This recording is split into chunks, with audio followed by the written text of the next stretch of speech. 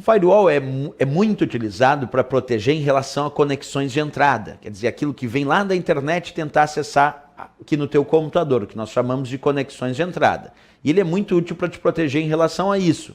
Vamos à leitura. Verifica informações provenientes da internet ou de uma rede e as bloqueia ou permite que cheguem ao seu computador dependendo das configurações. Então, dependendo das configurações, o firewall ora bloqueia ou ora permite o tráfego desses dados em relação às conexões de entrada.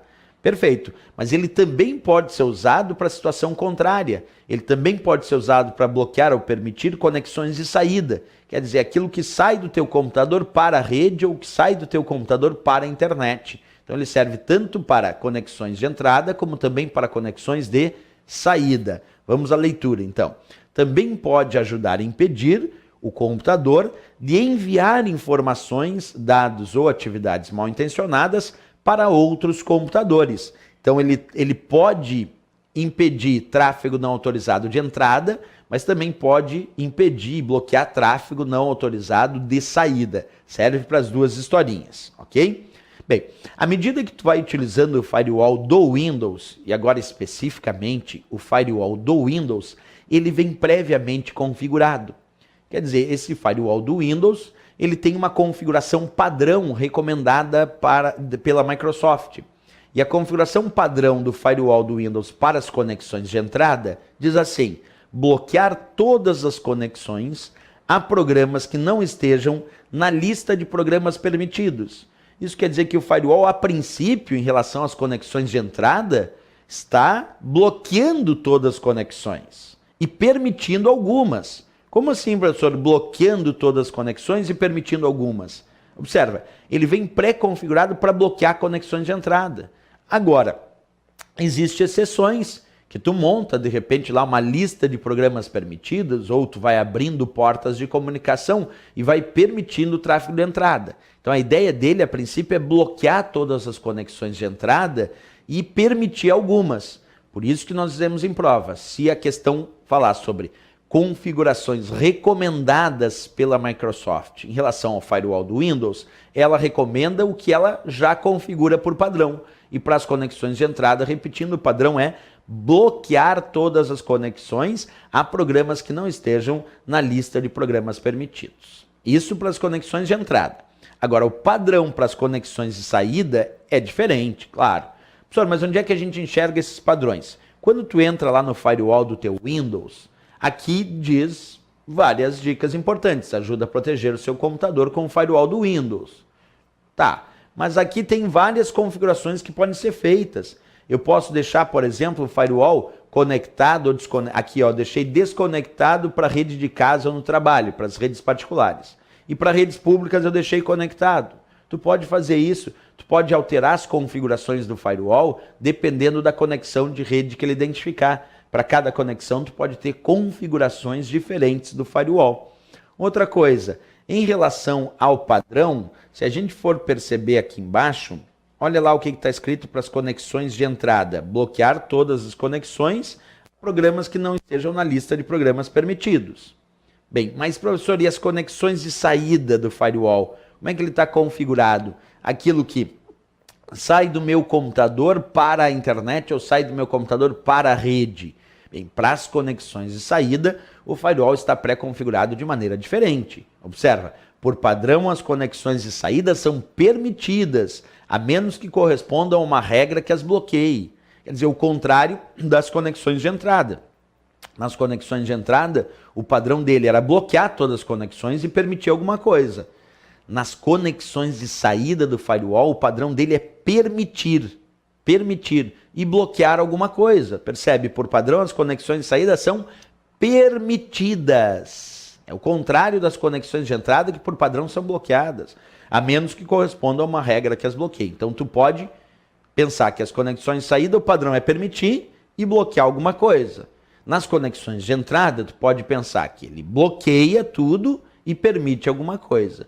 Então, é inverso aí o padrão do firewall do Windows para as conexões de entrada, se comparado, claro, às conexões de saída, certo? Bem, Resumo da obra, ele pode ser usado para bloquear conexões entre computadores de uma rede interna com uma rede externa, mas também pode ser usado para bloquear conexões entre computadores de uma rede interna.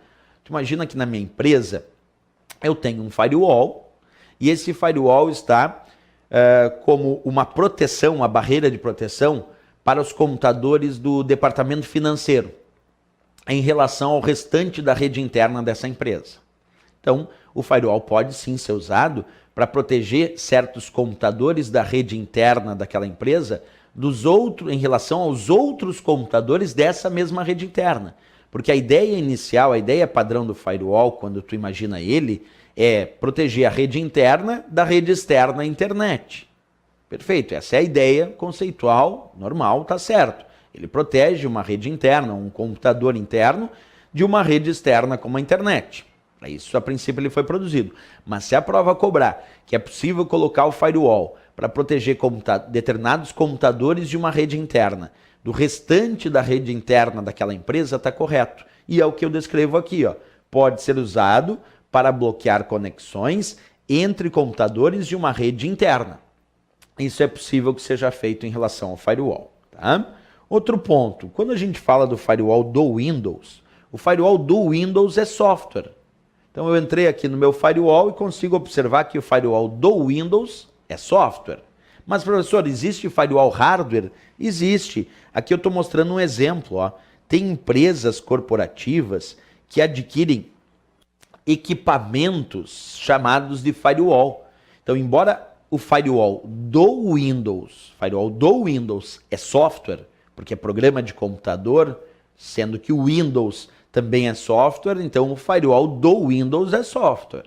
Mas, vou repetir, se eu simplesmente cito firewall, não estou dizendo que é o firewall do Windows, ele pode aparecer como hardware também. Então ele pode ser um equipamento. Esse aqui é um equipamento, é parte física, é palpável, é hardware. E esse equipamento é chamado de firewall. E por que ele é usado, esse firewall hardware? Quando eu quero um nível de segurança maior do que aquele obtido com o firewall do Windows, que é simplesmente software. Então, quando eu tenho um firewall hardware, ele oferece para aquela rede um nível de proteção maior, principalmente se a gente pegar redes internas de corporações. Eu quero proteger a rede interna daquela corporação, daquela instituição, daquela empresa, de uma rede externa como a internet. Só que eu quero um nível de proteção, um nível de segurança maior do que aquele nível de segurança que o firewall do Windows pode me oferecer. Então eu adquiro um equipamento chamado firewall, e já que é um equipamento, é parte física, eu vou chamar de hardware.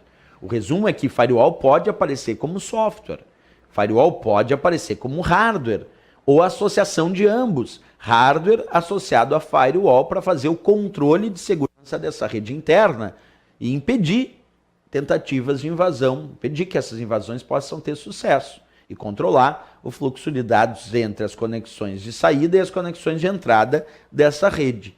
Essa é a ideia que a gente tem do firewall. Né?